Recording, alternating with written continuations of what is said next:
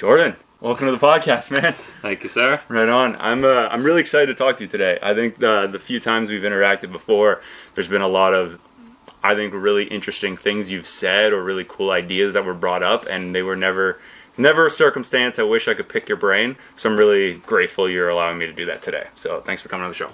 For sure. My pleasure. Awesome. So take us through kind of, for people who don't know you or people who might not be aware, take us through kind of your journey from leaving kind of post-secondary, that transition period, to kind of where we are now, and then we'll come full circle as we go. Yeah, after high school, I went to Humber College to do a bachelor's in industrial design, which was basic product design. I wanted to design basketball shoes. That's what I wanted to do. Nice. And then after I had about like half a year or like a year left, I kind of ditched it and went all out with dunking, just because at that point I was already kind of like being called one of the best or best in the world or whatever. So I just had to take that leap and see what would happen. And then then I had somebody from Hoop Mixtape, the guy who owns Hoop Mixtape, Niels Wagner. He flew me out to LA to test run doing a video with me for 2 weeks, and then that turned into like 6 months. And then we just kind of kept doing projects together.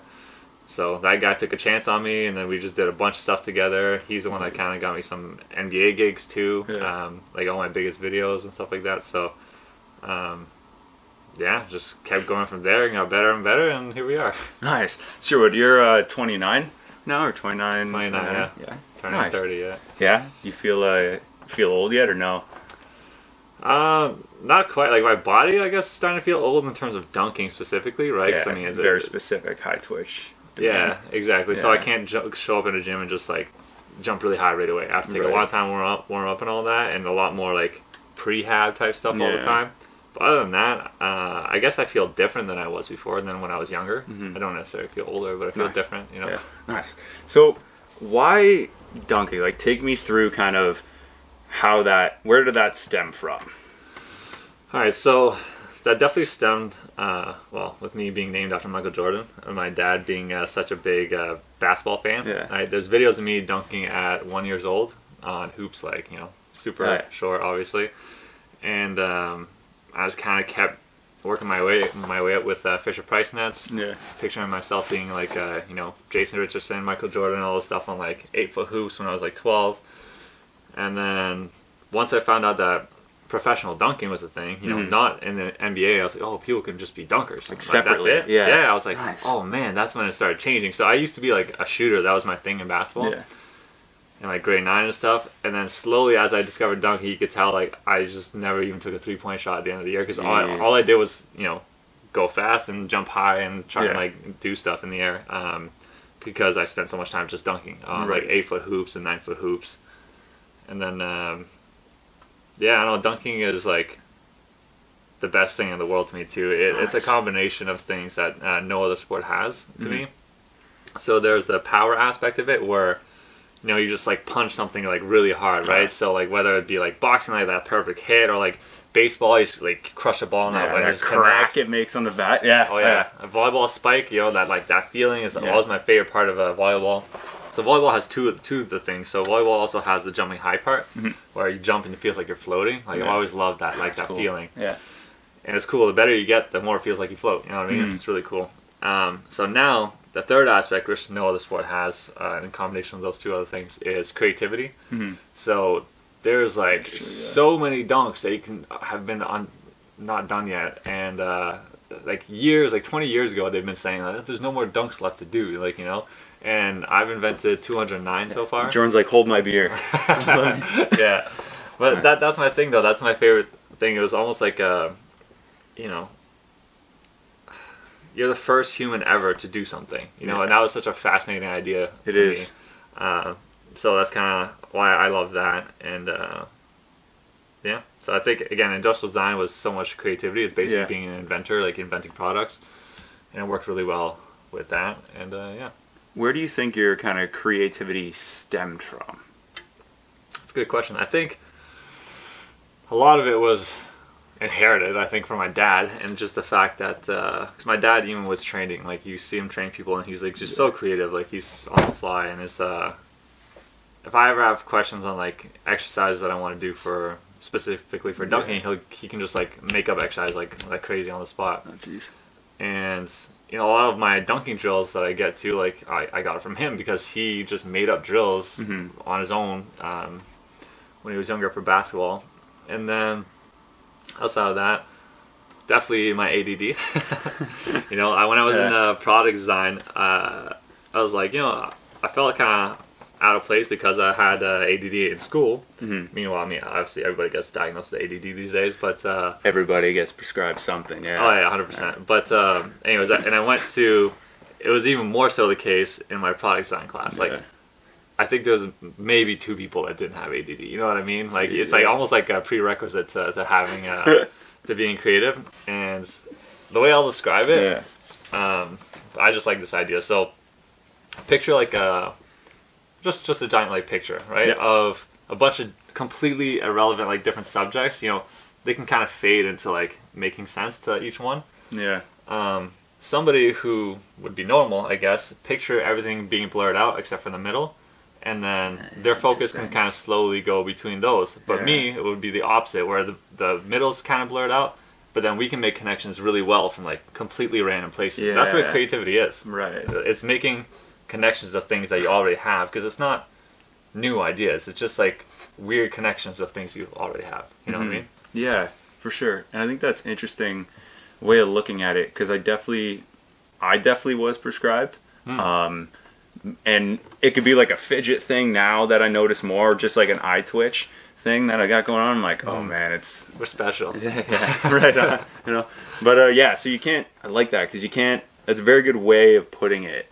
Because I think that might be for a reason for, like, I find I go off on tangents in conversations, but find a really like unique place. Like, I don't try to end up here, but so how do we get from here to here?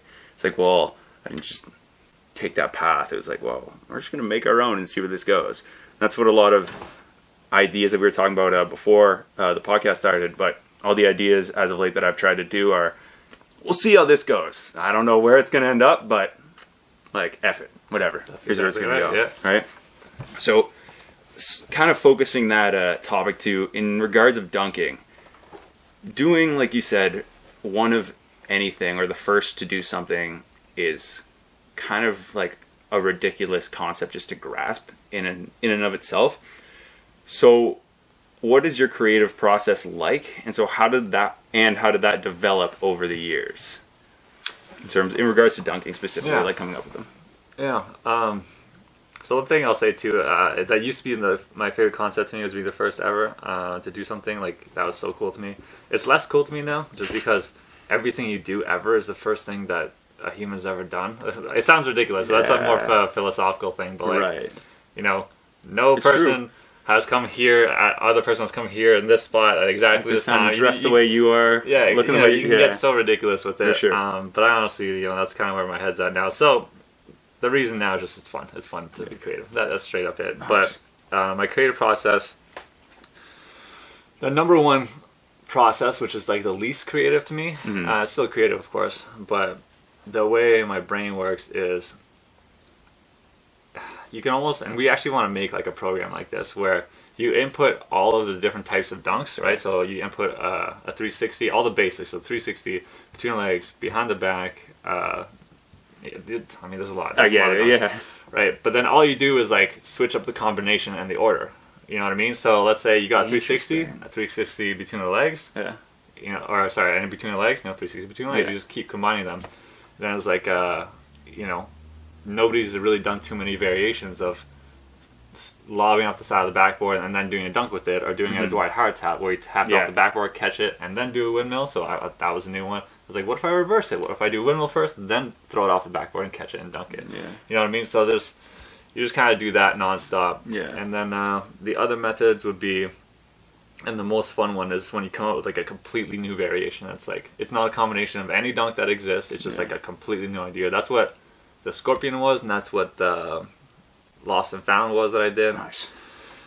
Lost and Found one came from like, this is one of my methods coming up with dunks, is like almost like a dance, right? Like I look like I'm almost dancing on the ground, like I'm just You can always tell I'm inventing a dunk. So I'm just Right. looking like up in the air and I'm like doing this. I'm trying to like force myself to not do patterns I already know and like let my arms go in like weird spots that don't feel right.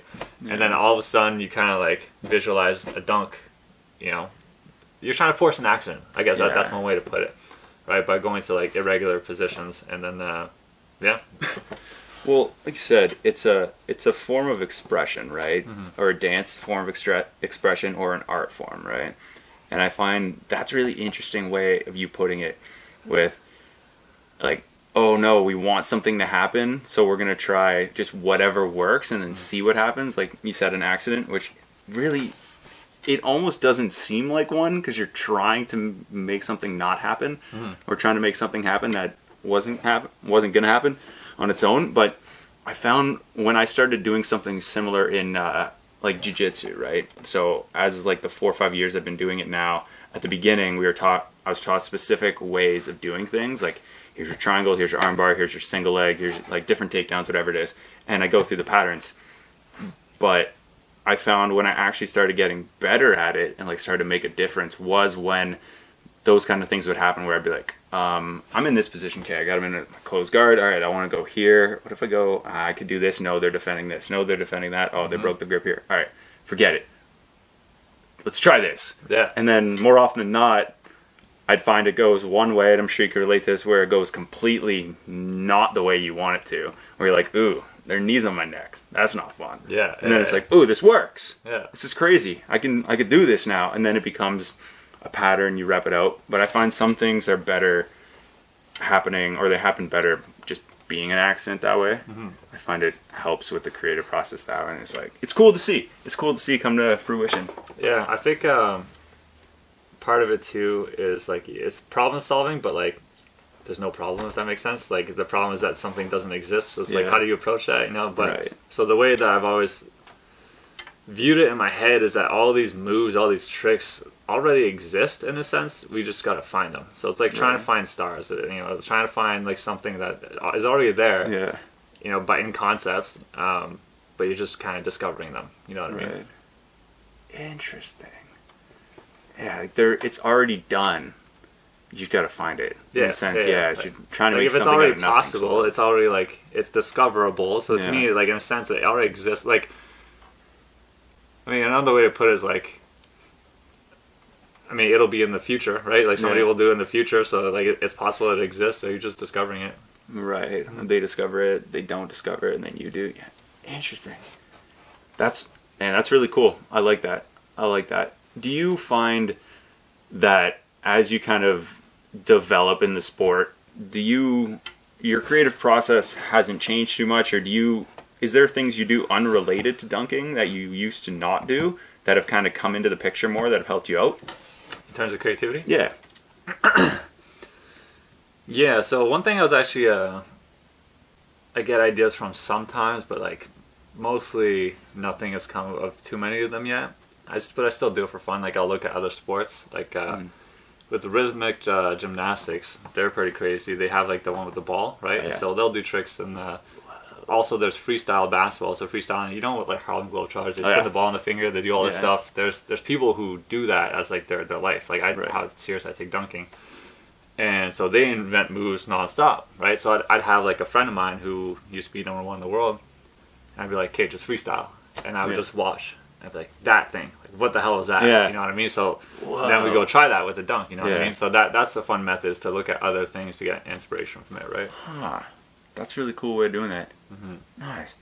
Now, in regards to dunking, how are you able to kind of go from it being something, and now was it just the guy taking the leap of faith with you, or was it like, how are you able to monetize it where it's now something you do full time? Like, that is your focus.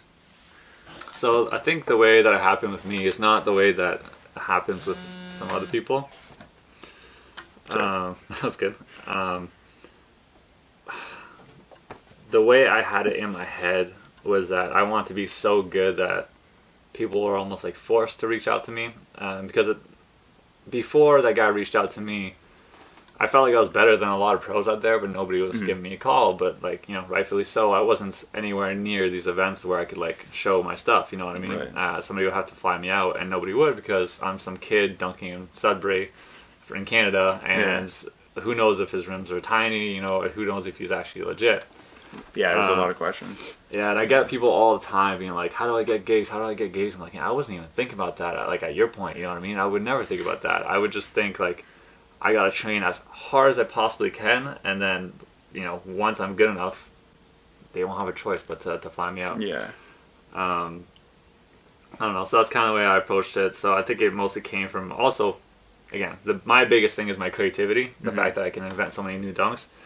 And fortunately for me, that's what people like to see, right? People don't like to see the same dunks over and over and over again. They like to see new stuff, which is why I go viral very often. A lot of new stuff coming out. And yeah, that got me more attention than everybody else, basically. Yeah. Yeah. Interesting. So we talked first time. I think we kind of chatted, and I see if I can jog my memory on this. But you kind of mentioned something about, we were talking way back when about, I think it was earlier this year or last year, sorry, and it was about, in terms of, we were watching a UFC fight, and we were talking about kind of like learning skills, like just like learning to pick up different skills, and then how you were talking, like you wanted to kind of get into learning like martial arts and that kind of thing, and then we were talking about skill development and stuff. So what I'm really curious about, because you made a comment how you pick up things very quickly, and now had anybody else in the room said that, I would have thought I would have been like, okay. I mean, if I were to say that, I'd be like, wow, this guy's pretty arrogant. But the way you said it, where there was kind of like, there was a belief in the words you were saying that made me go, okay, this is true, right? It could be just the conviction you had with it, but I was like, okay, this guy's onto something. So what I'm curious about is how, like, tell me about your learning process in terms of developing skills, whether that be with dunks or whether that be with business or stuff other stuff you do. All right, so one thing, when I say I learn things quickly, I guess I should rephrase that, because I don't actually, it's not that true. It's, I learn, it's just that I learn things quickly over like a certain amount of time, because I will put in way more time and effort than everybody else. That's pretty much it, you know what I mean? So like, that's what I mean by like, when people are like, oh, this will take a long time, you know, you need to be extremely skilled. I'm like, okay, but what if I spend, 16 hours a day on it? You know what I mean?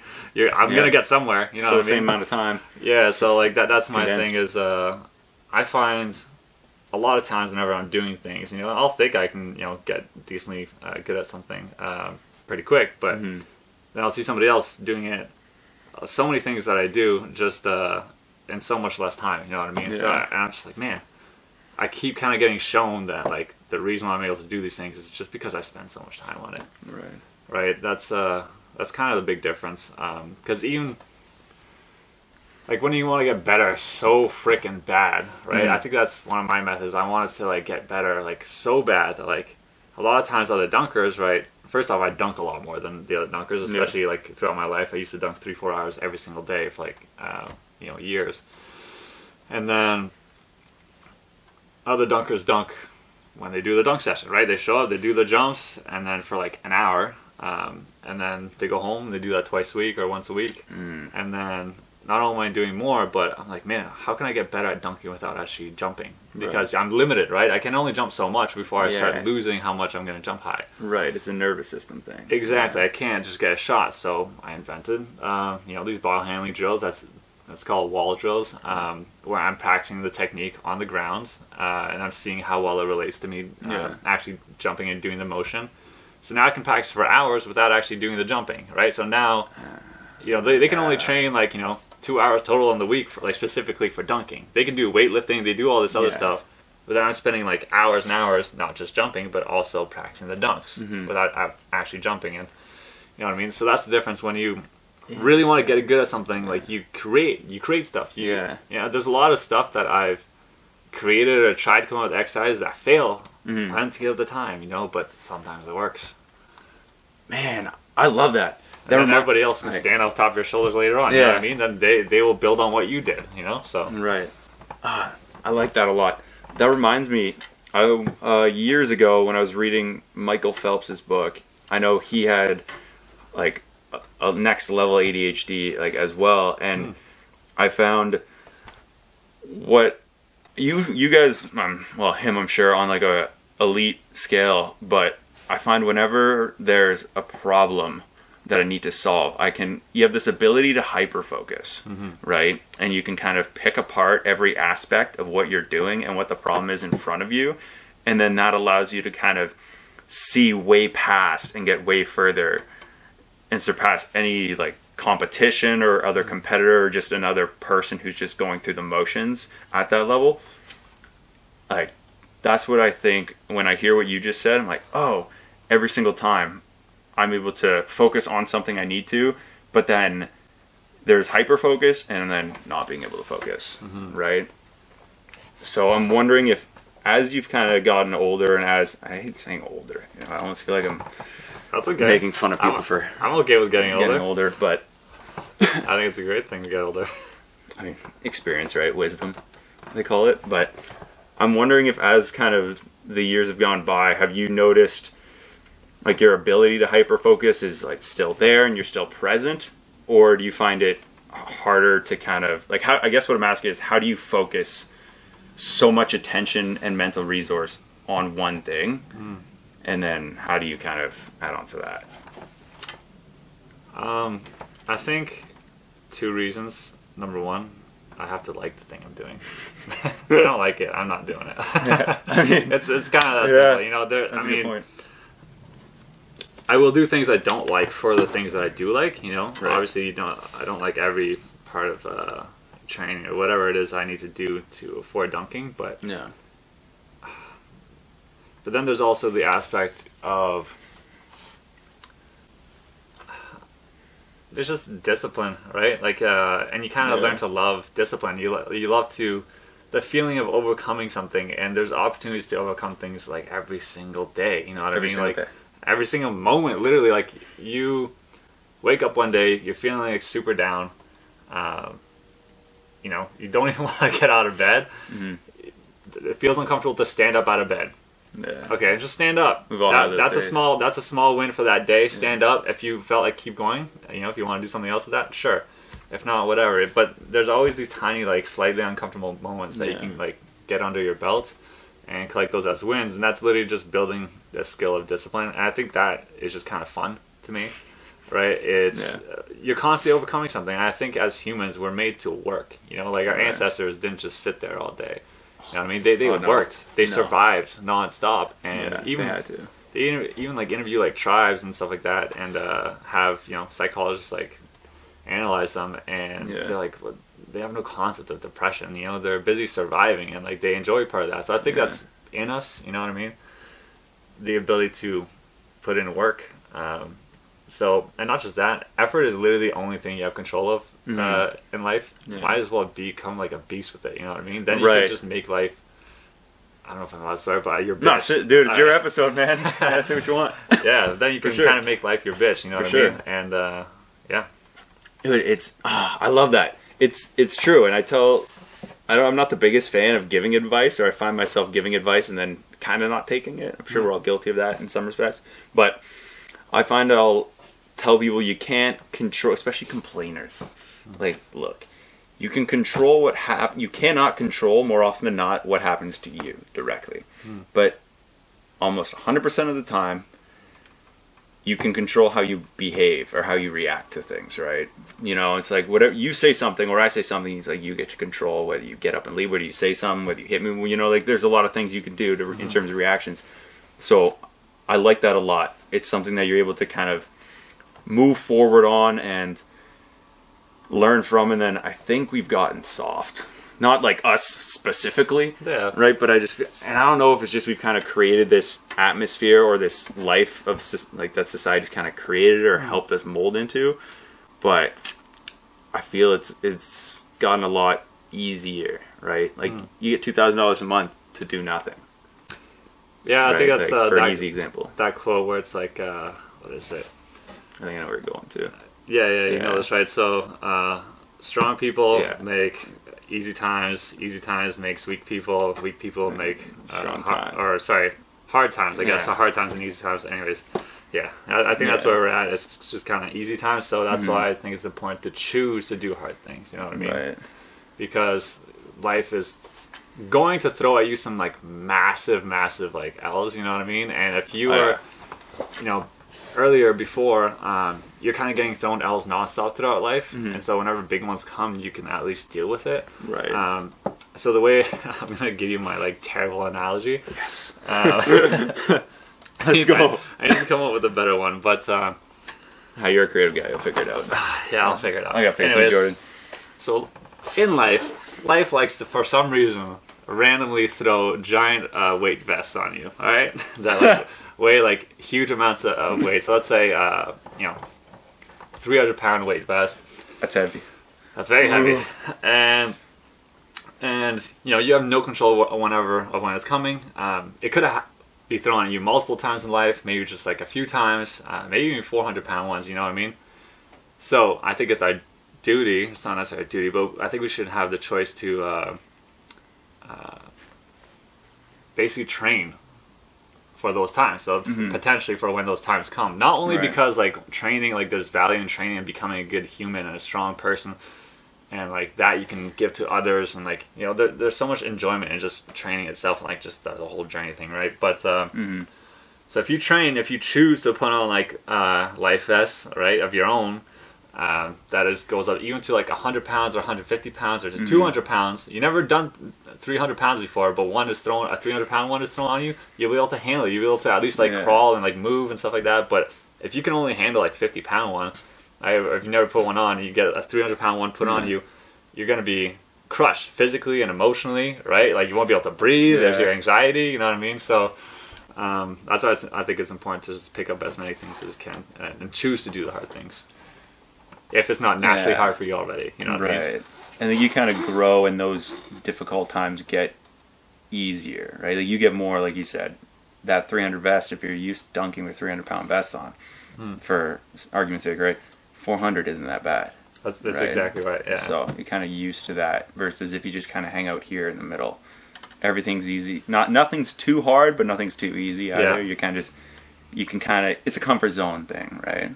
That's exactly what it is. I think it's way more appealing to do something where you're choosing, like, and you have control of what's hard. You know what I mean? Right. Like you have the luxury to choose something like that's kind of hard. You know what I mean? Versus like that's a way better option, and getting used to it that way than getting forced to get used to it with like these huge, emotional like destructions. And like, I mean that's how it goes, right? But if you can choose to do it, progressively throughout life, you're going to be set up for life. Nice. So I think the same thing could be said kind of in terms of going through difficult things. You build discipline as a skill when it comes to doing things that are hard is huge, right? And I was talking to a friend of mine earlier this week, and the whole discussion was like why working out is hard for people and it's not hard for others. I'm like, listen, being in shape is a lot easier than getting into shape. Actually, with my business partner, Kevin, I was like, dude, he's like, I'm trying to lose this, I'm trying to lose that, I can work out hard. I'm like, yeah, but there's no discipline, there's no structure to it, right? So I think that's super important. It's finding ways, and like you said, right, just being disciplined enough to, and the way I kind of tell people the few times I've mentioned it with, and I could be like wrong in saying this, but it's the difference between a good day and a bad day, right? If you're having a good day, it's easy to do anything you want, right? Because you feel good. Yeah. But when the bad days kick in and you get up and, like you said, you don't want to stand up, you don't want to get out of bed, but the alarm's going off, your sheets feel so warm, man. Like, it's just cozy. You don't want to get up. Yeah. And it's all dark, and then you get up, make your bed. You move forward. You do next task. And whether you're having a good day or a bad day, you get those, you still show up at 6 a.m. or you still show up at like 10 to the gym or whatever things you're supposed to get done, you get them done no matter what internal battle you're fighting. And I think that's what makes the difference and what kind of toughens us all up. Another synonym for discipline is basically just habits. Like you do things, like you do the hard things all the time because it's just a habit. It's just what you do. You know what I mean? So like whenever you have no motivation, which is all the time. Yeah, more often than You not. can rely on discipline, on Right. habits, right? So I think that's the big point. Is a lot of times people are like, "How do you stay motivated?" I'm like, "What the? What is motivation? Like what? Who you actually depend on motivation? That makes like you get nothing done, don't you? Yeah, no, that's what everybody else does. That's like if you want to be above average, you can't just rely on motivation, Yeah. man. You're not always gonna feel like it. I think that's the funniest thing, because everybody I talk to, or articles that I've read, or videos I've watched on people I've either had on the show in the past or I'm prepping to have on the show in the future, everybody's, oh, how do you stay motivated, right? I've talked to like national champion black belts in whatever, and then people are like, how do you stay motivated? And they all say the same thing. They're like, I'm never motivated. I don't want to get up at 6 a.m., show up to the gym at 8, teach for 5 hours, go home, eat, teach for another 3, train for another 4, and do that 8 days, 8-9 days a week. You know, like, come on.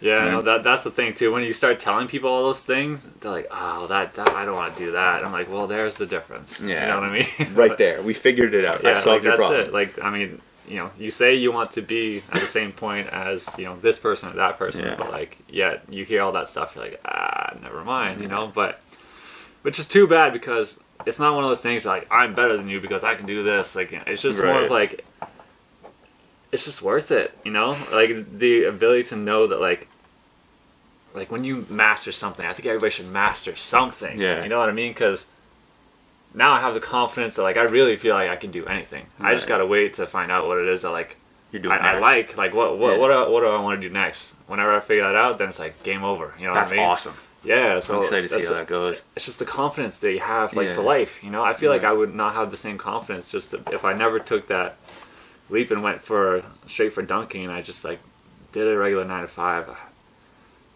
I would, man. I have like a lot of confidence as a person in my ability to just do things, Mm-hmm. So I don't know. Yeah, be rough. I think, man, that's incredible. I think there's something to be said too of like mastering something, eh? Like what is your definition of the term master something? Like, or master of anything? I mean, pretty much just doing anything for like a huge amount of time, but obviously not just like not just doing it to do it, but like if you're really intensely focused, you're in that flow, you're in that zone for like Yeah. long periods of time, and yeah, you can't really put a certain amount of hours on it, I Right. suppose, but There's I no would- metric. Yeah, Yeah. with different things, I guess there's different. You could consider yourself a master at different points. There's a whole 10,000 hours thing, obviously. But with dunking, I would consider myself a master. I've passed 10,000 hours, and I also, I'm known as, the best or one of the best, and so I would consider myself a master at that. There's also less people going for dunking than there is like something like basketball and stuff like that, right? Yeah. But that's what makes you unique and authentic, right? Mm-hmm. That's a very, very specific thing. I think that's why I think, I don't know, that's really cool. It must be a really cool thing to kind of be able to say, right? And like be able to, feel, right? Like every day, like what that confidence must be insane. Like, so what? Every problem you should have like the most open mind to it, or how does that confidence kind of help you every day? It's just an overall thing, eh? Well, yeah, pretty much just overall. Like I just know, like, there's been times in my life too that I've done this, and again, this is skills you get from mastering something. So it's not even just the fact that you know that you mastered something. It's more the fact that like all the skills you learn along the way, right? Like being able to overcome things. So. And I got one of these mentality from Nils from Hoop Mixtape. He's a mental beast. The second he gets scared of something, he's like, now I have to do it. It's like, there's no reason for me to do it, but now I have to. I got scared, and now I It's got a perfect way to do it. Yeah, so now like that happens with me at times. I'm like, oh, part of me doesn't want to do this. I'm like, oh, now I have to do this. Like, there's a million reasons why like I maybe even shouldn't. Yeah. And then now I have to, but like that comes with mastering something. You're forced to like learn those kinds of things, Mm-hmm. and now there's some things that pop up like that now, and now I have confidence that like I would do it. I know I would. There's no reason to, and that's that. I don't know. Now, dunking aside, and mastering a skill aside, when it comes to, I think, developing that ability and that confidence and that scary, if I'm scared of it, I should do it even more than if I'm not afraid of it, right? I found, and it could be not on like a grand 10,000 hour rule thing in regards to, if I'm scared of just this one experience, or if it makes you nervous, or in any regard kind of gets you up in the morning or lights a fire under your ass, and so to speak, I find those moments when you go through them or you surpass those objectives, whether they're small little victories that you see daily where you're scared of, or whether they're like you've been working for X amount of years or X amount of months, you've been training every week, like X amount of mileage, whether or weight you're going or rounds you get, and then when you achieve that, is that not just like the greatest feeling, whether it be small or huge? To me, what was scarier than all those things, and I think that's what kept me motivated to go. And it seems to be the difference with other people, because a lot of people are like, well, what if it doesn't work out? Like, but my big thing is like, what if? What if it does work out? And what would be so sad would be to never even see if you could. Yeah. Oh man, that frustrates you, right? Man. Oh, don't even get to try to see. Like, oh man, that'd be so devastating. I would rather know that it didn't work out. Yeah. Like if I would have went all out for dunking and it didn't work out, like, sick. I'm good. I've got my closure. I know. Now I know for sure. Now I can go back to whatever I was gonna do anyways. Yeah. Design dope ass shoes. Yeah. So I think that's fascinating. And there's this quote too, I can't remember who said it, but it was like, I'd rather you aim high and miss than aim low and hit. And every time I hear that, or I talk to people, or they say things similar to what you just said, I go, yeah. So now every single day I find little things, the more little things you do that scare you, or that you originally, you're like, because kind of where your comfort zone is, where your, I like to call it more like a comfort zone challenge area, where it's just past like it's easy, but then if I go a bit further, there we go, no, double it. Now you're where you want to be, right? Yeah, I guess your comfort zone, you're just increasing it, I guess, is what's happening, right? You're getting comfortable doing the uncomfortable things, and the more you get this, technically, like, in a sense, the more freedom you have, because now you're not scared to do like so many things. There's so much more you can do. Yeah, there's so much more you can do. You increase. That's an interesting way to put it. Like, you increase your freedoms. Right? It is, and I can picture it too. Like when I grew up working at summer camps a lot and outdoor centers, and so you have to kind of. And I know, and I'm bringing this topic up specifically because I know it's a skill, and because I've heard you say it before, that you're trying to, like, you're developing and trying to face the challenge of, which is public speaking, right? But we had to do a lot of, like, I guess, creative programming where it's, okay, our challenge when we were staff in training week was we were put in a broom closet with like 5 or 6 items. You go, okay, you have to make a game that could occupy these people for 45 minutes. Go.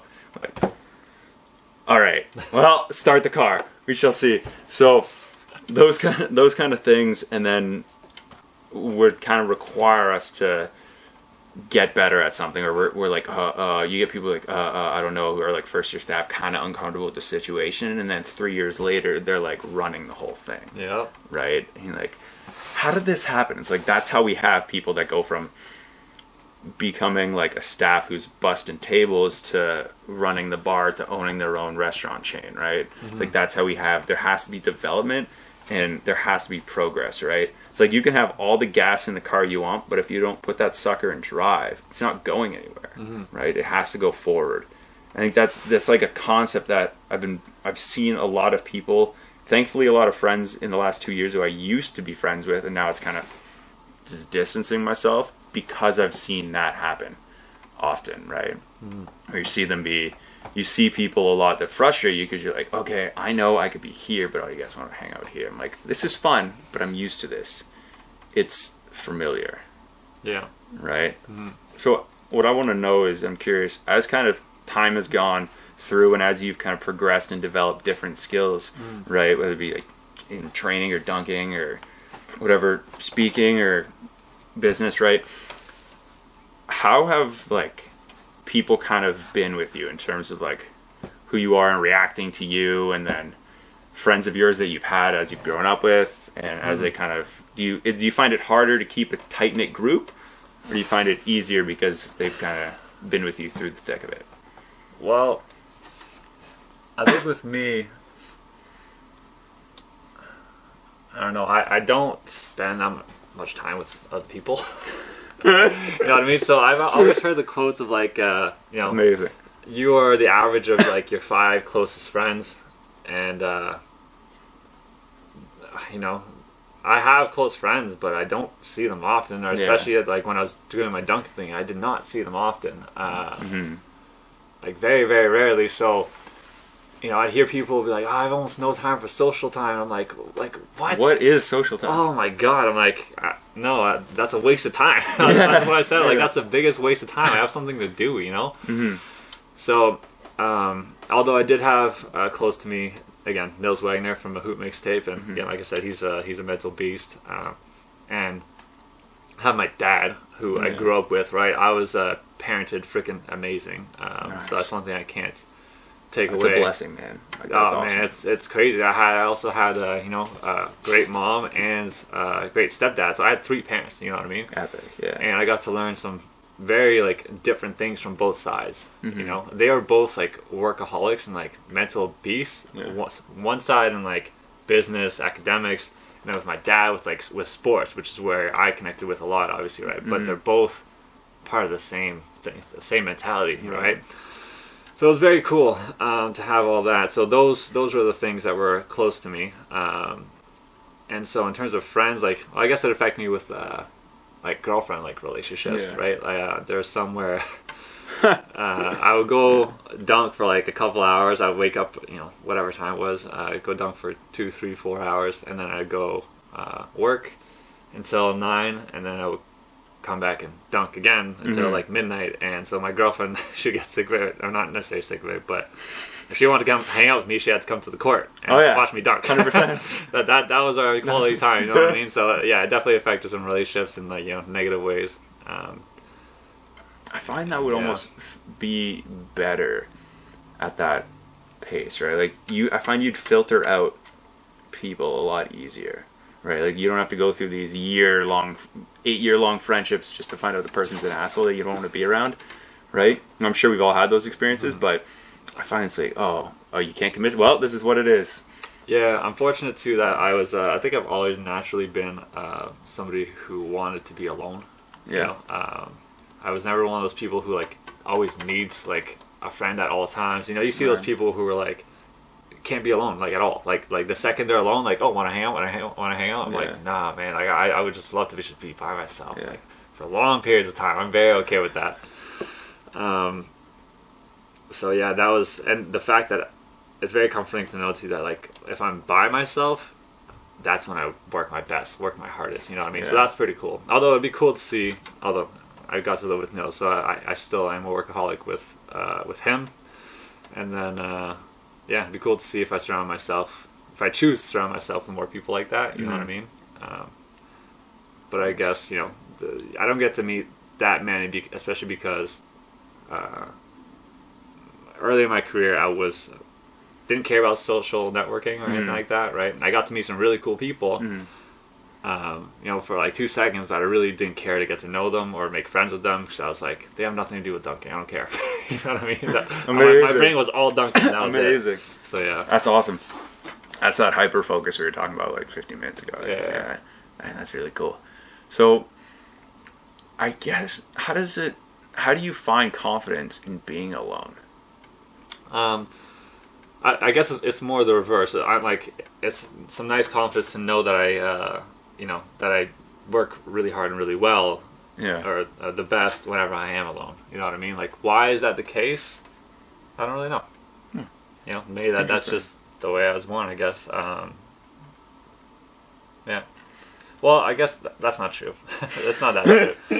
This is good because they're making me think too, right? But yes, there's part of me that always liked being alone. I remember this one time at recess at Felix or whatever. Recess, I love it. At Felix. I haven't heard that word in years. Yeah, elementary school. And I would just go sit in like the corner and just I don't know why I just sat there. I just sat there.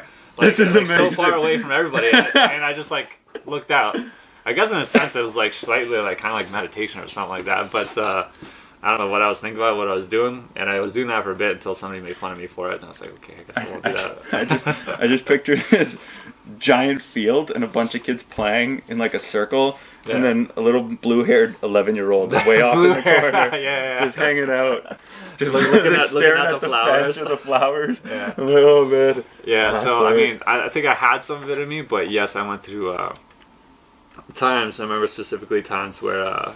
You know, again, I spent my whole life with a dad who was like basically a motivational speaker with the way he trains, and then always being attracted to YouTubers who are like, you know, are about self growth and stuff like that. Yeah. And so, yeah, I go through times where all I wanted to do was reach out to people because I was going through a hard time, especially those ADD meds, man. They mess with your head, and like, it's crazy, and especially those days where I was just, you know, not take it for a day, like, man, it messed me up, and like how badly I wanted to like rip my skin off and just like talk to somebody, and I just wouldn't, because I was like, no, don't let yourself. And it wasn't one of those things like to be a man or to be tough. It was just to more so to learn to be alone and to go through things alone, so I can have the confidence that I can do anything on my own. You know what I mean? You know, I don't suggest that to everybody. I was like, as much as like that was rough, I think that was you know, it's not like I was going to some like mental depressions like specifically, right? Yeah. So for those people, that's not advice who are going through that hard of a time like that. But again, it was more of like I was a loneliness thing that I wanted to crush, right? Nice. So that kind of goes. That took some time. To what you said like a while ago, where you mentioned going through things that are scary, whether you were intentionally like, oh, I know if I break the cycle with my meds, then all of a sudden like this is gonna happen, right? I'm gonna do it automatically. You know what? Okay, next Thursday I'm not gonna go on my meds for Thursday, Friday, Saturday, Sunday, and see, because I know what's gonna be on the other side. I want to get better at being I don't know if it was like that, like if there was intent behind it, but that is to your point earlier of going through kind of scarier things that make you better at situations that you maybe weren't better in before. 100%. Yeah, that time was definitely the purpose was to just learn to be good alone. Nice. Because I felt like, you know, it was one of those things where like I felt like I preached it, right? But here it was hitting me in the face, and I was like, man, I gotta be by it. You know, I gotta be about it. Especially because I would do long-term relationships, and then I wasn't with anybody at the time, so that's why I had to like you're lonely after right. You that go kind from of stuff, 100%, right? You're with somebody for so long, then all of a sudden nobody. Yeah, right? exactly. It's very big. So switch. yeah, I had to spend time learning to be happy on my own, right? And, yeah. What I will say is, I do know you're very introverted, right? Fair to say. I think what I found was really cool with, and it's just like an overall observation I've made over the last like 40 podcast episodes I've done, the last year and a bit. But I find introverts are so well spoken and very, very self-aware. Interesting. And you back up my statement with what you're speaking about. Interesting. Right? Like you're very, very in touch with kind of who you are and what makes you tick in certain ways and how you develop your own skills, right? Whether it be other people could do the same or not is a different thing, right? But you seem very, very aware, and it's very like refreshing the way you're talking. And I'm like, I know you're very introverted, but you're sitting in front of me, and I just have to compliment you on this because I'm like, you're very, very well spoken and articulate, and I think it's very, very, very interesting because of how introverted you are. But you like, I hear everything you're saying. I'm like, man, he's a very articulate, well spoken guy. It's amazing. That's crazy to hear, because well spoken and articulate were the two things I did not get when I was growing up. Just because, academically I did not do that well. I mean, not necessarily terribly, but especially when it came to languages, so just English and French. Like I was just words in general. Like I was so bad. It also took me till late college.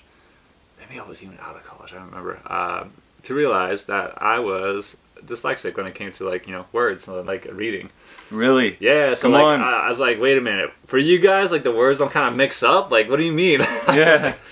So if I'm reading a line, like top and bottom of these, like the words switch, letters switch. I'm reading words that aren't even there, like nonstop, right? So when I kind of figured that out, and I like doing audiobooks, right? But when I figured that out, I was like, very interesting. I was like, maybe it's not that I hate reading, maybe it's just that like, I have a hard time with it because the way my brain is taking it in. So you kind of shut yourself off to doing it. Yeah. So in the past, like, couple of years, I've, listened to and also listened and read like at the same time, right? Because it's easier for me to like listen to it while I just kind of keeping track. Because sometimes I won't catch every word, but I'll catch most of them. But the audio will say it for me anyways. So. Yeah.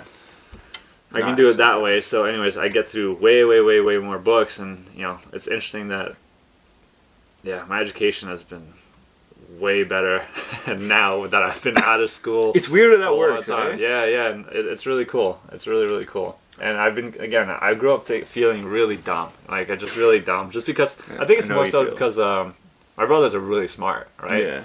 Especially my brother Grant. He's incredibly bright, very logical dude, but...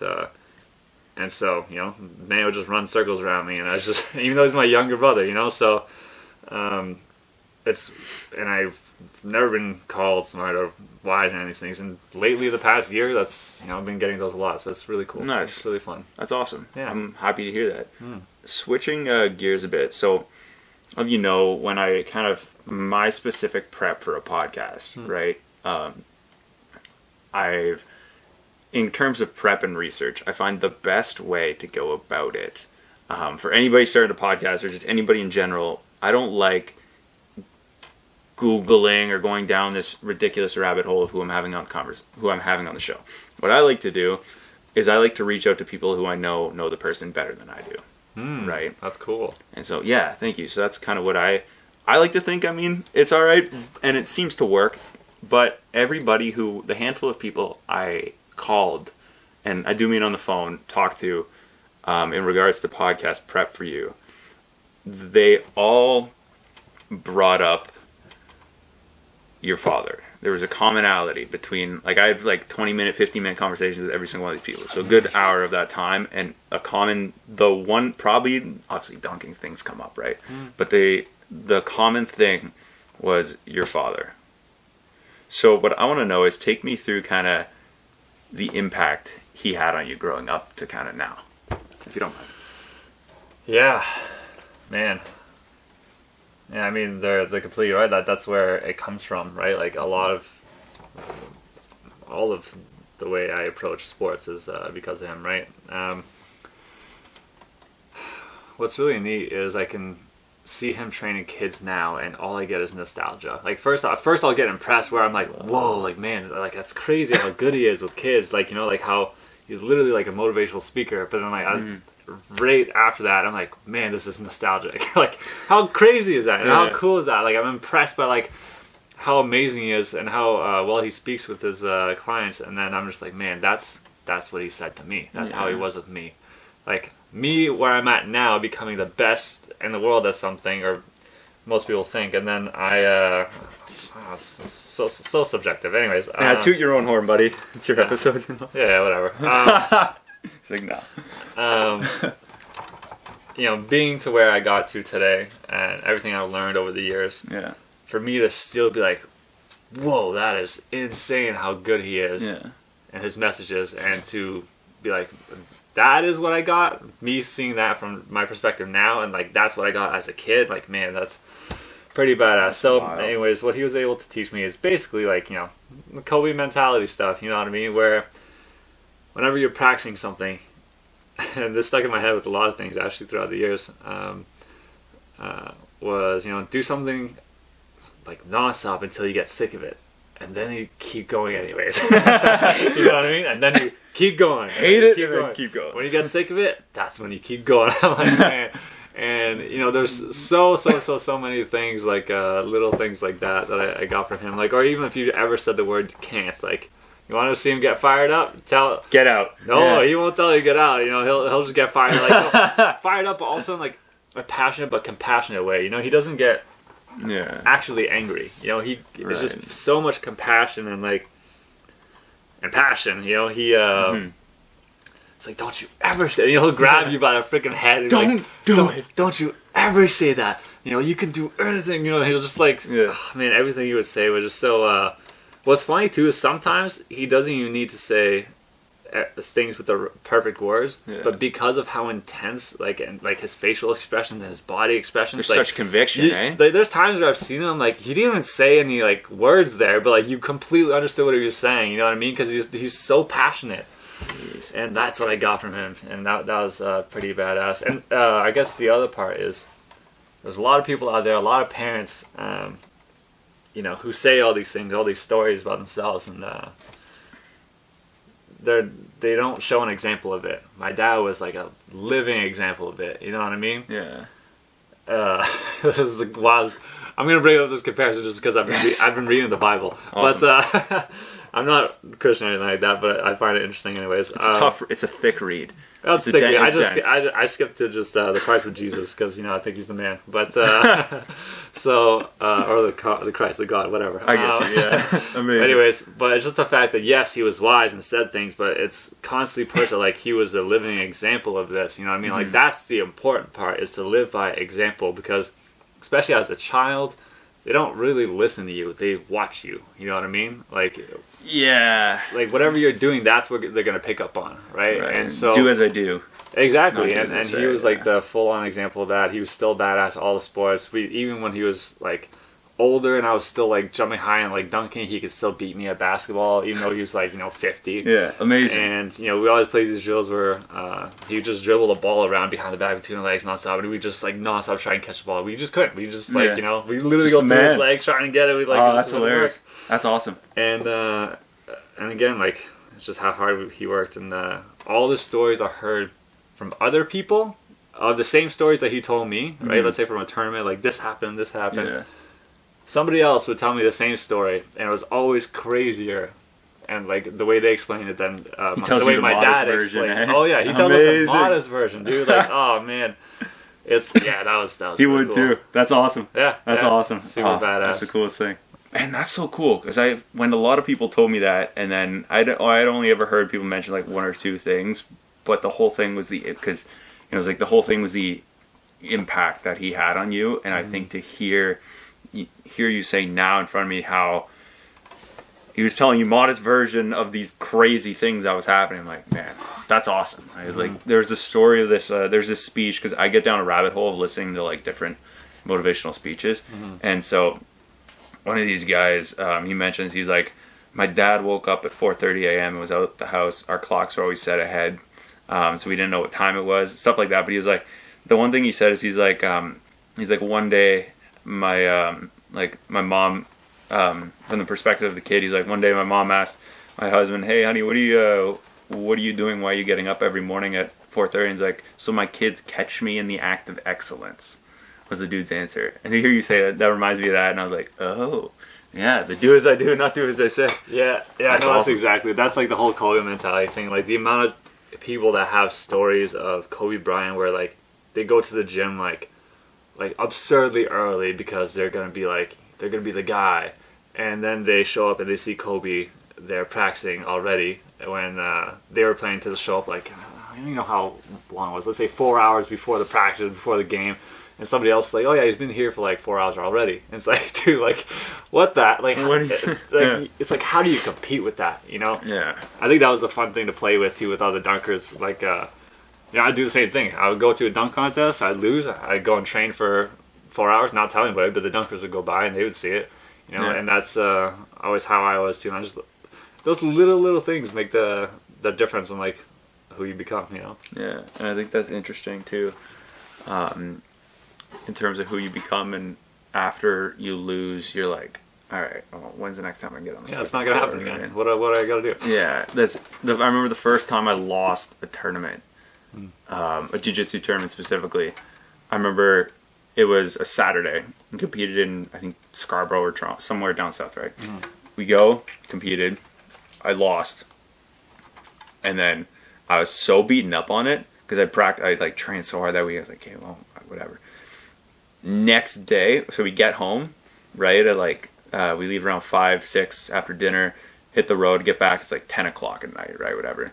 I wake up, open mat at 10 the next morning on Sunday. I'm like, fuck, I gotta go. And then I'm there for like I was there for like 2, 3, 4 hours probably, just drilling, and then rounds and rounds, and I was just, they're like, oh, did you not do a tournament yesterday? I'm like, yeah, I got my ass kicked. Like, I really didn't like that feeling again. Mm-hmm. It was embarrassing. You feel like less of a man. So I'm like, well, I'm fucking, it happens, mm-hmm. right? We're all meant to fail or lose at something or at some point in what we're doing, especially if we're trying to get good at something. If you've never failed, then you failed the whole thing, because the whole point of what we're doing is like, if you don't fail at anything, you didn't try. You didn't try at all, right? Yeah. Really. Right, it's like aim high and you didn't try hard enough, straight up. Yeah, for sure. Now, switching gears a bit. So something that actually came up that was interesting. Back to those phone calls I was telling you about earlier with different people about you. But the main one that came up really was interesting. This mutual friend of ours said, I have it somewhere. Yeah. He said, Jordan is the hero you want to meet, because he used it in the sense of... That's ridiculous. Come on. That's hilarious. Dude, listen, he said, you know when people are like, you don't meet your hero? And then he's like, no, Jordan's that good of a dude that you want to meet him. He was talking in terms of like community and stuff, and who you are and what you do for the community. I like that you just immediately shut it down. No, actually, it was actually the opposite reaction. It wasn't shutting it down. It was just like, that is a insane compliment thing to say. Like, that's...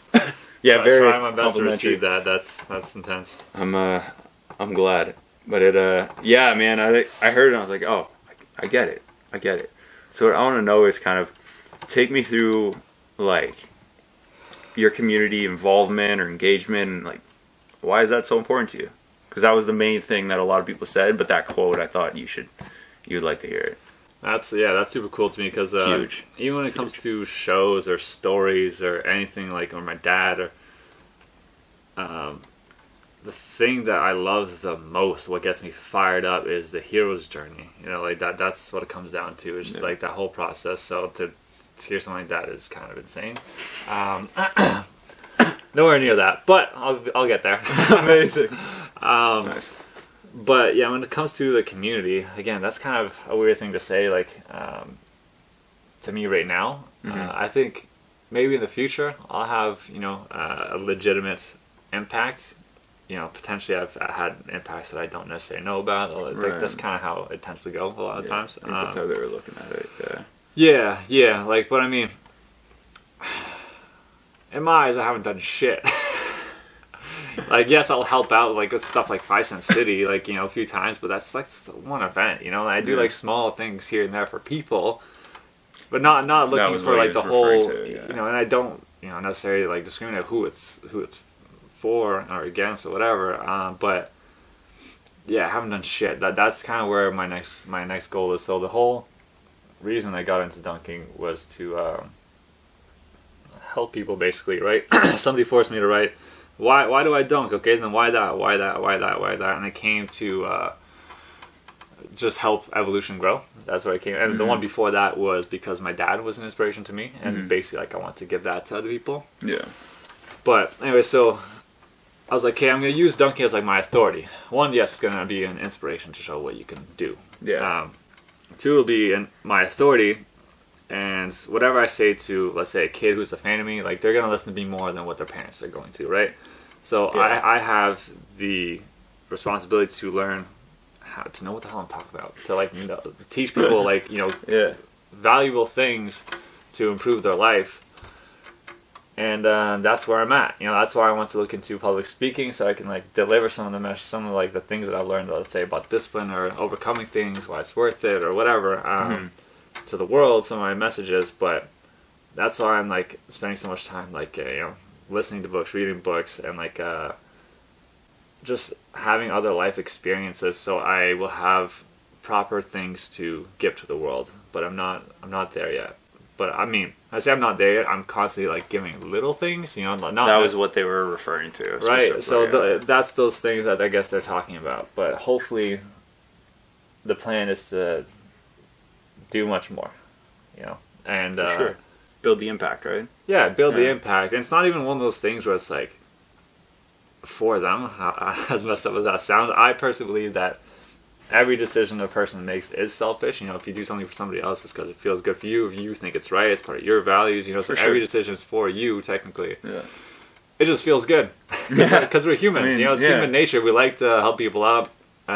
That's how our tribes survived back in the days, to care for each other, right? Human connection and all that. So, yeah, it's just fun. You know, that's what is gives you profound meaning in life. You know what I mean? So, that's all it is. So I'm working towards that. Nice. I don't know exactly what direction I'm going to be taking with that yet. You know, I have options. And luckily for me, I'm interested. A lot of things pique my interest. So whenever I find that one thing, like I'm going to go hard in a lot of things. Not just like kind of try, I'll fully try it. Right. And whenever one clicks, I'm going all out. So when that happens, how do you manage to compartmentalize multiple things and going all out and, like you said, going till the point where you're sick of it and then going further in so many different things? Well, now it's already a habit. It's already drilled in with dunking, you know what I mean? Right. So it's so easy now. That's the thing, is like to maintain that level of, you know, discipline is not nearly as hard, right? Like developing is what's tough. Don't get me wrong. Like you know, they use the example of like the dojo, right? Like if anytime there's like you know, dust that settles, like every day you gotta sweep it. You know, it's always gonna keep collecting, right? Like every day, so you gotta like work on it, like, you know, keep it up all the time at the very least. But yeah, so that point is kind of easy. Nice. That's where the confidence, right? So the confidence from mastering something, right? Like that would be no problem. Yeah. True. And I guess you're like, it doesn't matter what it is. Oh, it's in front of me. If I like it, let's tackle it. It's game over. You know. Yeah, it's game over. Nice. So, kind of switching a bit.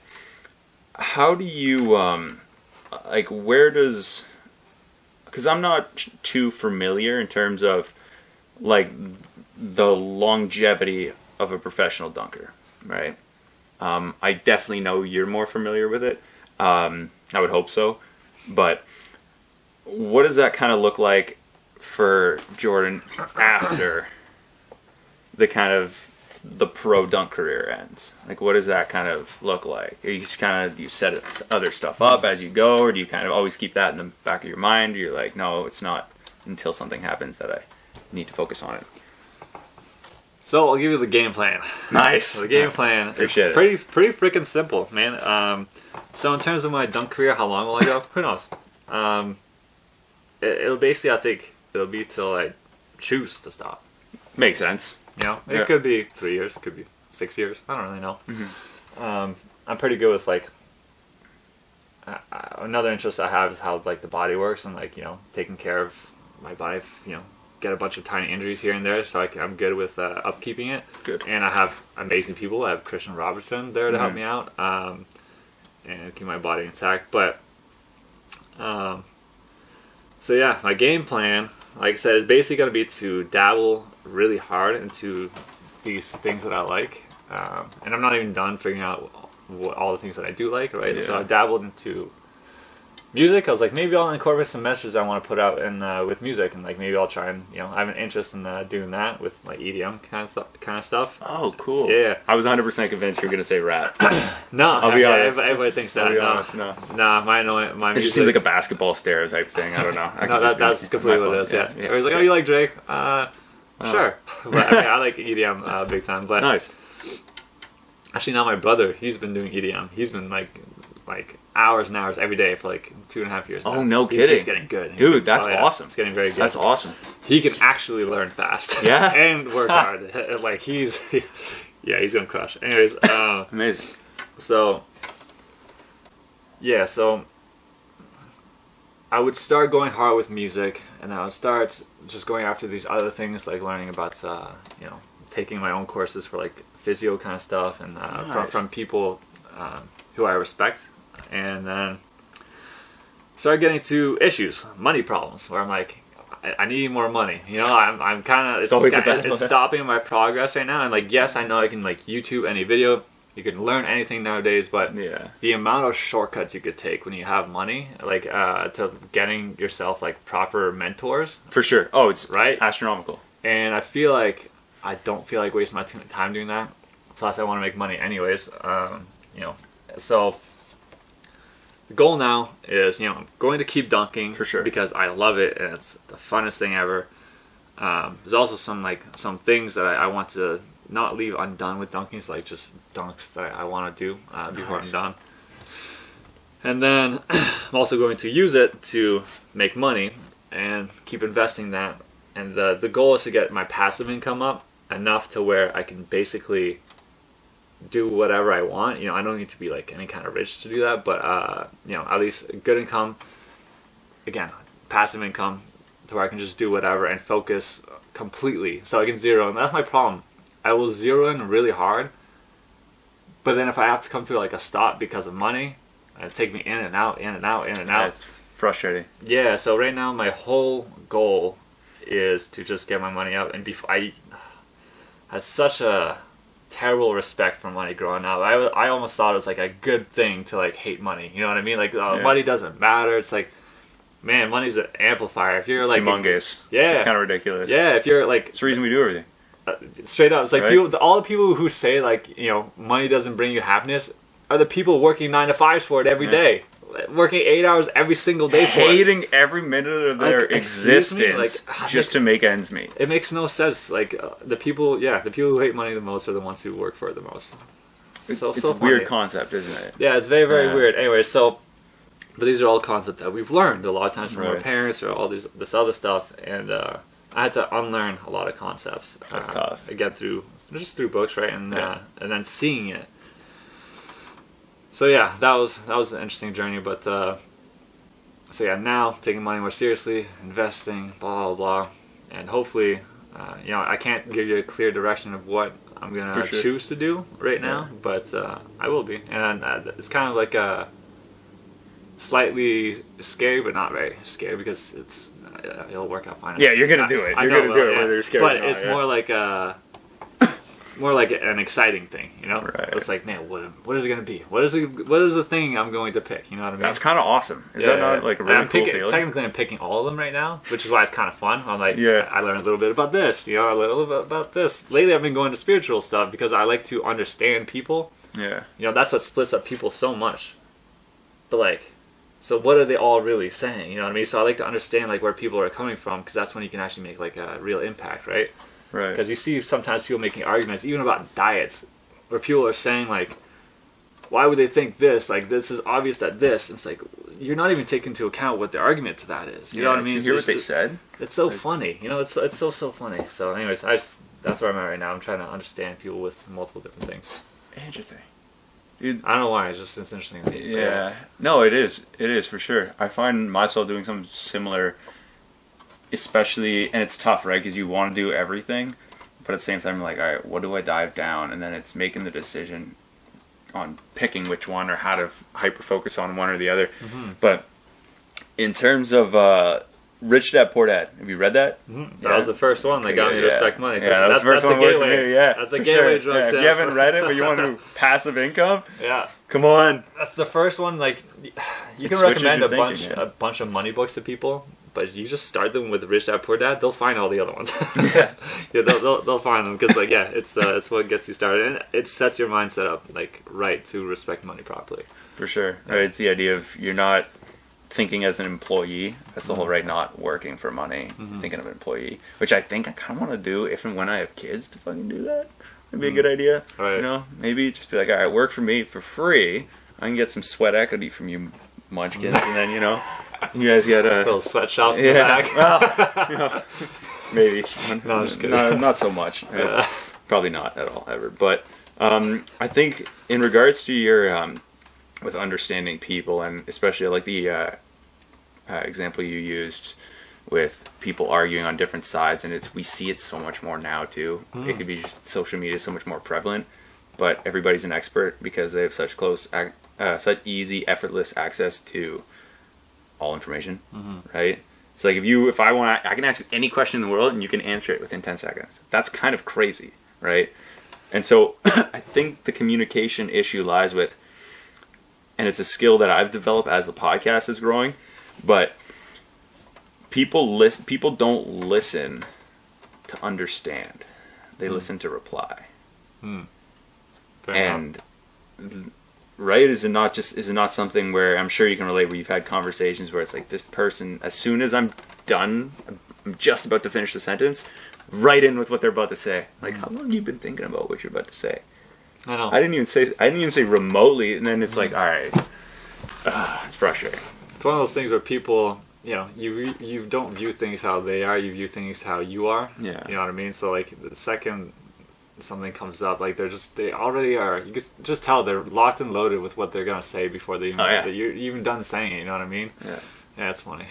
It's a skill that I've thought about. One of my mentors, and I did a 2-week service trip in the rainforest in 2018. Sick. Yeah, dude, it was nuts. It was really cool. Recommend it to anybody. For sure. Because of that giving back. As much as I paid X amount of money to go.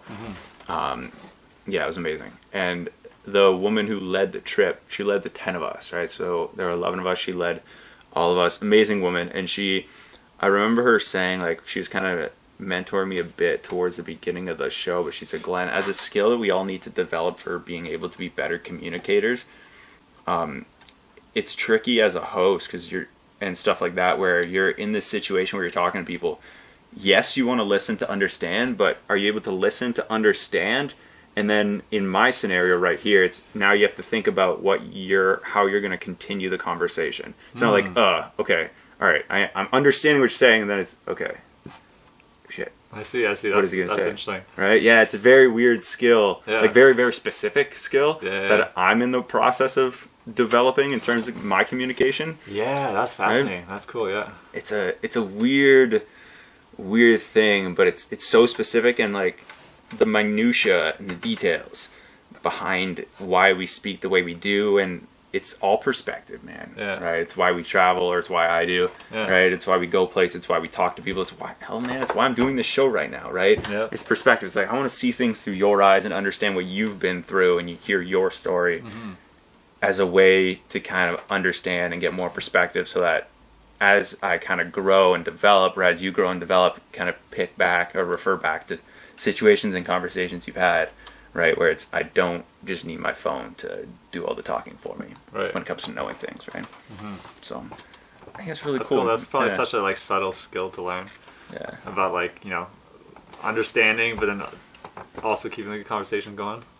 Yeah, it's tricky.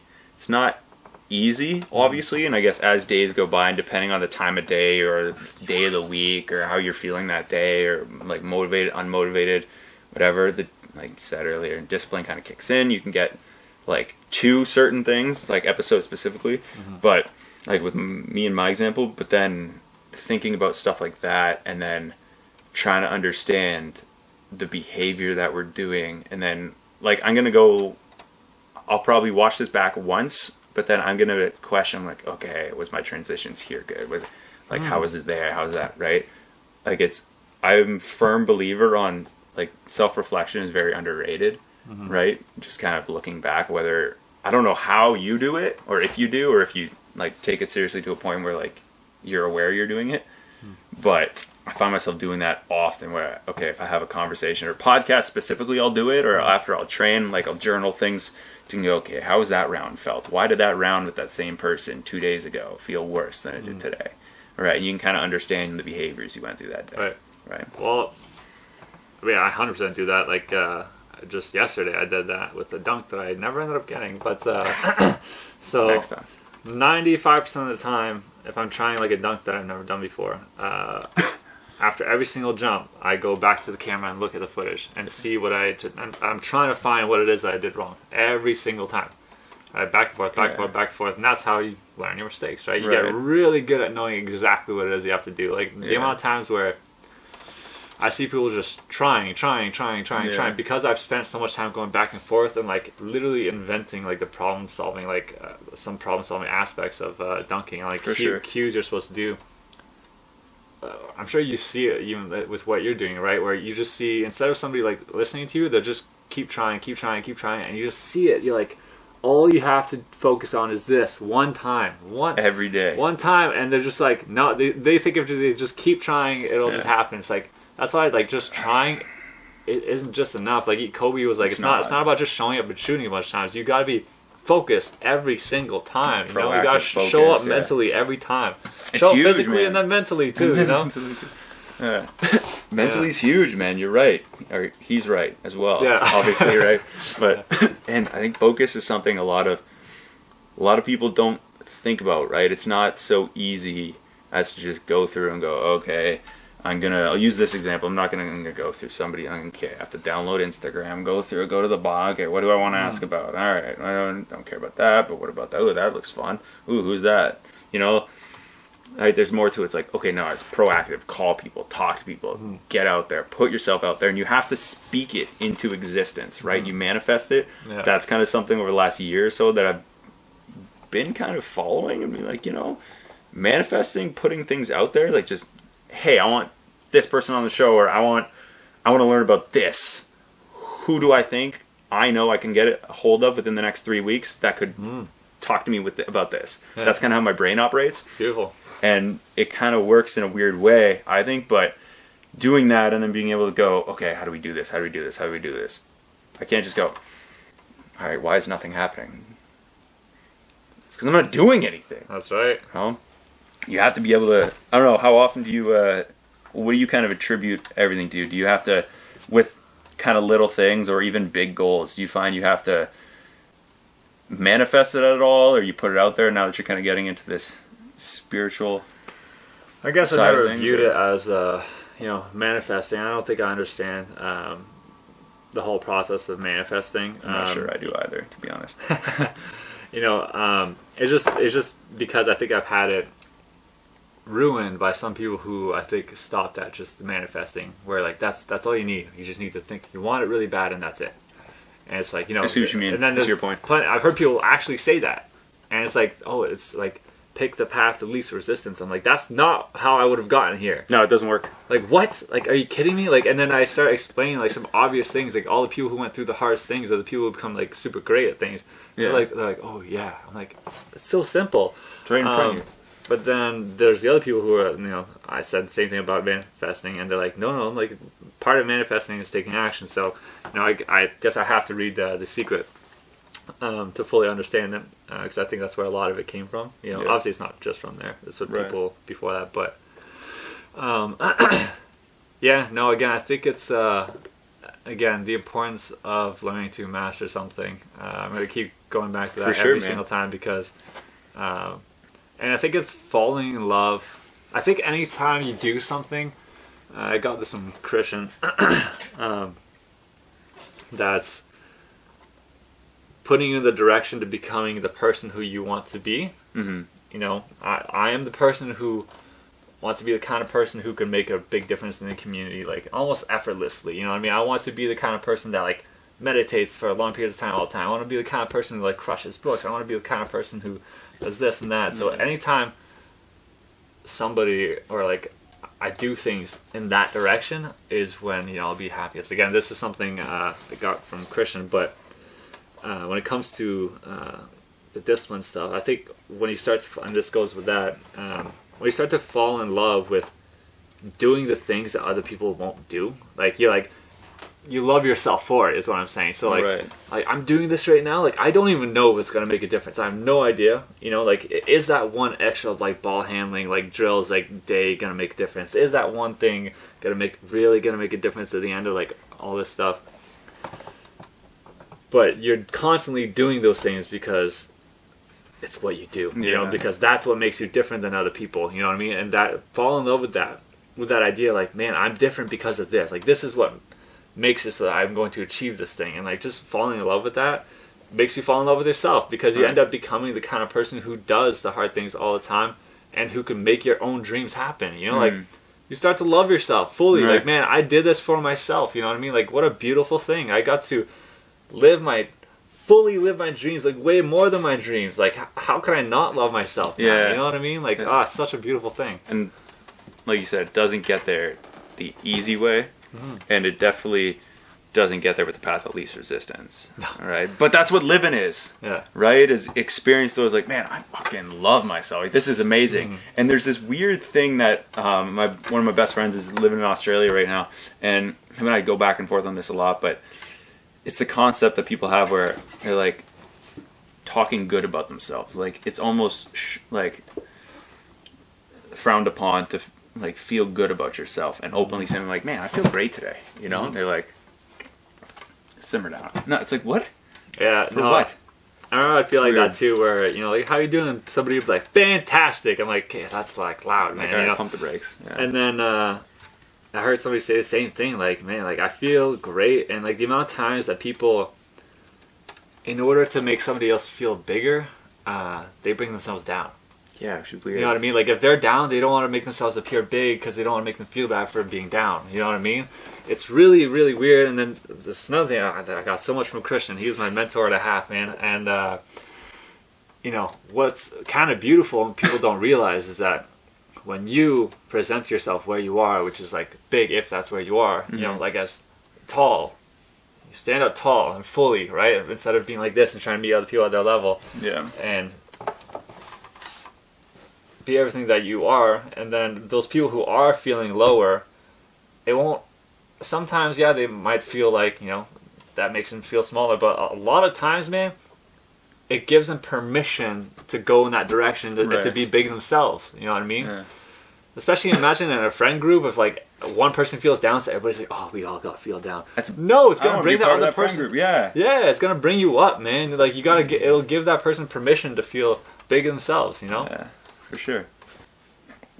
It's kind of an incredible thing that I think that confidence though that you're talking about, where you're like, it almost seems like any group now, you're like, you know what, if everybody's feeling down, fuck it, I'm bringing everyone up, right? It's that confidence you get, and I think that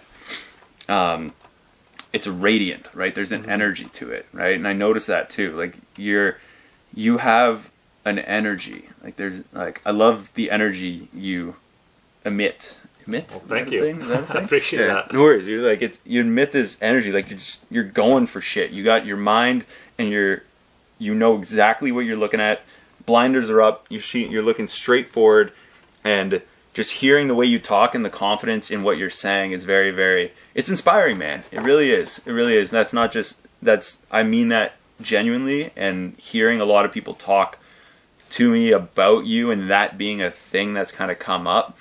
And then, like our mutual friend Michael, right? And stuff like that. Stories like those, and like people who've like taken inspiration from you. And then as I kind of listen to the more you talk about things and your confidence, it's amazing. Like there's an energy about you, and it's phenomenal. So I just want to point that out.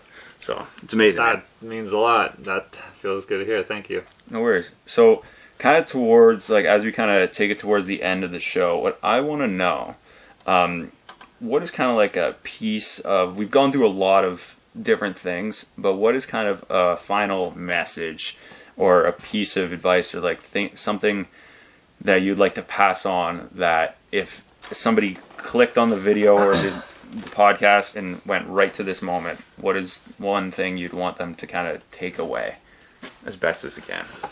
So, yeah, I can definitely leave it with this. So, I'm basically going to learn tools to deliver this message as best as I can.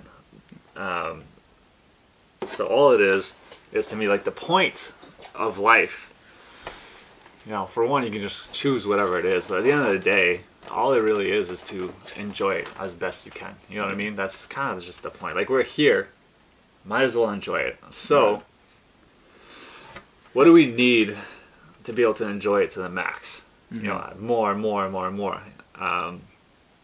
And that is learning skills, and usually the thing that you're using to learn those skills is discipline, right? So you got to learn that skill first, and then you use that discipline to learn skills to improve your ability to enjoy life, to be more present, to do all this stuff, and then also learn skills to decrease your stresses in life, right? So if, like, you know, people can get knocked around so much up and down by like stress or highs and this, but if you can like somehow learn all these skills to like make all the bottom stuff just disappear and just kind of like, or mostly disappear, and then kind of keep yourself up here at all times, right? Yeah.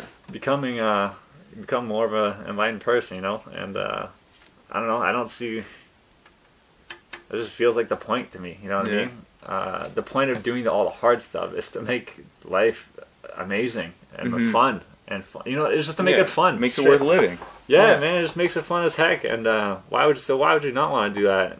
And yeah, with the hard stuff, people talk about like working out is hard, or doing this is hard. It's like, Missing man, the point. pick your hard, man. Like, like, is it all the issues that you gotta like live with for like the rest of your life, or is it like the hards you're gonna have to go through right now? Pick your hard. And eventually, the beautiful thing that people don't realize is once you become really good at like doing the hard things, it's not that hard to do the hard things anymore. No. It's not. You start to become a bit crazy, and you like to do those hard things. Yeah. Like, it's fun. You know what I mean? Like, that's what happens when you master something. That's why I preach that, because doing hard stuff is just like fun all of a sudden, right? Because you know you can do it. Yeah, and you're constantly overcoming something, and it's like those are tiny versions of the hero's journey. That's literally all there's, like overcoming an obstacle, you know. And then it's a sense of fulfillment you're getting every single time. yeah, every time you're doing it, like, Which is why we live. I didn't want to do it today. You know, if it's just like doing a cold shower in a day, you're like, oh, I gotta do it today. And just the fact that you can crank it all the way without even thinking about it, just because like it's such a habit, like that's so satisfying. Like I can do it. There's something I don't want to do, but I can do it like that. And it's actually fun, you know, it makes it fun. It's super weird. Super counterintuitive, but I think it's just part of our DNA. So I think, yeah, get your discipline out, you know, get slightly outside of your comfort zone. Progression is a big deal too. Don't just like, some people, they'll try and do something way out of the comfort zone, get crushed by it, and never try it again. That's why I have to preach progression. Wherever you're at on that day, you know, if you're feeling really good on a day, you know, doing something really big isn't that big of a deal to you. Now, if you're on a down day and you're trying to do that same big thing, you're going to get crushed. You know what I mean? So you got to pay attention to where you are in that moment. Then go progressively go up with how your where your discipline is at, or sorry, outside of your comfort zone, so that your wave will kind of slowly, you'll be going up like this, like waving, but then you'll slowly be going up and up and up and up. That's the idea. So yeah, again, just progression. And yeah, I think I said everything I want to say. But yeah, sorry. Amazing. So yeah, I like that. I like that a lot, man. I think building a comfort zone so big that you'll never leave it. Right. So I think I was excited to chat with you today, man. And Jordan, as we kind of get to the end of conclude the episode, I'm really happy you were able to make time for the show today and for me. And I really appreciate kind of every time we've talked before, and I'm grateful you're able to come on the show. I really love your energy and just who you are and who you're becoming, and just seeing it is really cool. And yeah, man, I'm really grateful. So thank you very much. Thank you so much for all the flattery today. Thank you.